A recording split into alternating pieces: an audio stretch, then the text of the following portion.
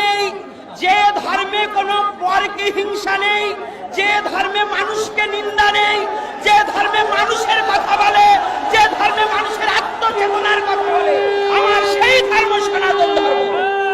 আর আমার সেই সনাতন ধর্মকে নিঃস্ব করার জন্য যে কুচক্রমহল আসুক না কেন, তাদের হাত ভেঙে গুড়িয়ে দিতে হবে।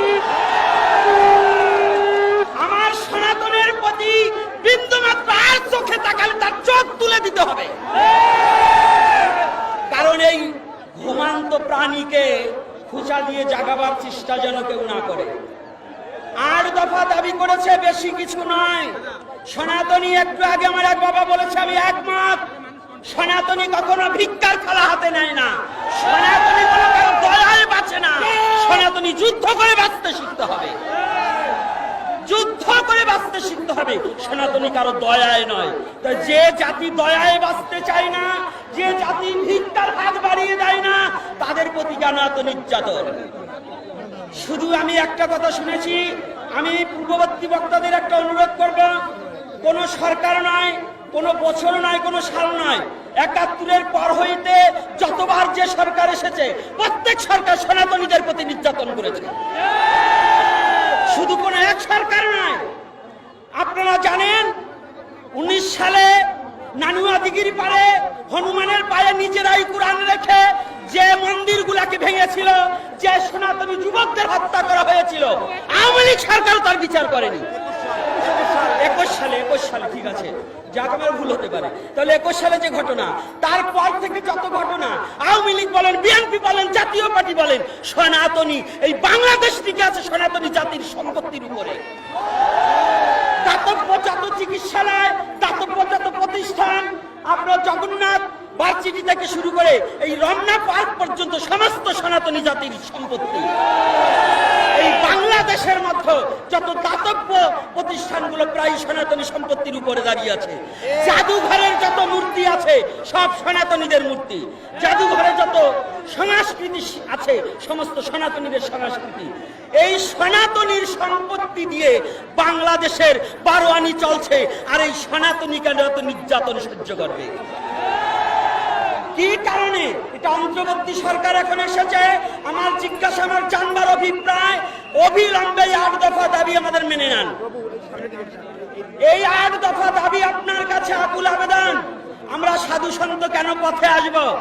সনাতনী সাধু সন্ত সহসা পথে আসে না, সনাতনী সাধু সন্ত সহজা রাজপথে নামে না। আর যারা যদি একবার সাধু সন্ত এখন আসেনি, এই বাংলায় হাজার হাজার সাধু সন্ত আছে। আপনারা এখনো, আমি অন্তর্বর্তী সরকারের কাছে বলি, সাধু সমাজ যদি একবার পথে নেমে পড়ে, এই 8 দফা দাবি যদি না মেনে নেন, যদি নেমে পড়ে, জানবেন পুরো শহর অচল হয়ে যাবে, পুরো শহর অচল হয়ে যাবে। আর হে সনাতনী যুবকবৃন্দ, তোমরা এমন ধর্মে জন্মগ্রহণ করেছো যে ধর্মে মরে না, বাঁচতে শিখায়। সনাতন ধর্মে বাঁচতে শিখায়। সনাতন ধর্মে জন্মান্তরবাদ আছে, তুমি মরবে না, ভয় নেই। জাতির জন্য প্রাণ দান করবো, তথাপিও জাতিকে জাতির জন্য জীবনকে শেষ করে দেব। এই যতগুলো সাধু সন্ত এসেছে, প্রত্যেকটা সনাতনী একমাত্র জীবনটাকে বলিদান করেছে তার ধর্মের জন্য। এই সাধু সন্ত মরতেও শিখেছে। জানবেন সাধু সন্ত আর ঘরে বসে থাকবে না। আর যদিও কোনো সাধু সন্ত ঘরে ঘুমিয়ে থাকে, জানবে ওরা সনাতন ধর্মের সাধু নয়, ওরা পাঁচাটা কুকুর।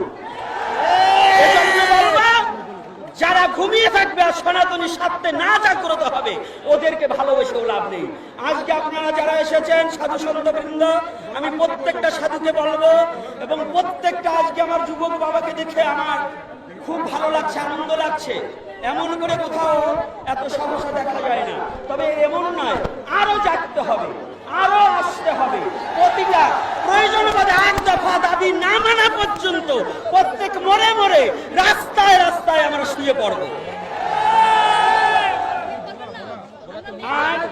আর একটা কথা আছে, আপনাদের কথা আমি চলবো না। কথা হচ্ছে, বাংলাদেশে আমার নলেজে আছে, আমি এর আগে একটা আলোচনায় বলে দিয়েছি ইউটিউবে, যদি আমি বাস্তব সত্য প্রমাণ না করতে পারি, আমি নিজে ফাঁসির দড়িতে ঝুলে পড়ব। এই যে হিন্দুদের প্রতি অত্যাচার এবং জায়গায় জায়গায় দেবতা মন্দির দখল করা হচ্ছে এবং করবার জন্য যারা উস্কানি করছে, আমি আবদার রাখছি, এই বাংলাদেশ হিন্দু মুসলমান কোনো রেশারেশি ছিল না। হিন্দু মুসলমান পরস্পরে হিন্দু বাড়ির লাড়ু চিরা খেয়েছে অনেক মুসলমান। আমার হাতে আমি 20 জোড়া নারকেলের লাড়ু খাইয়েছি একবার পূজায়।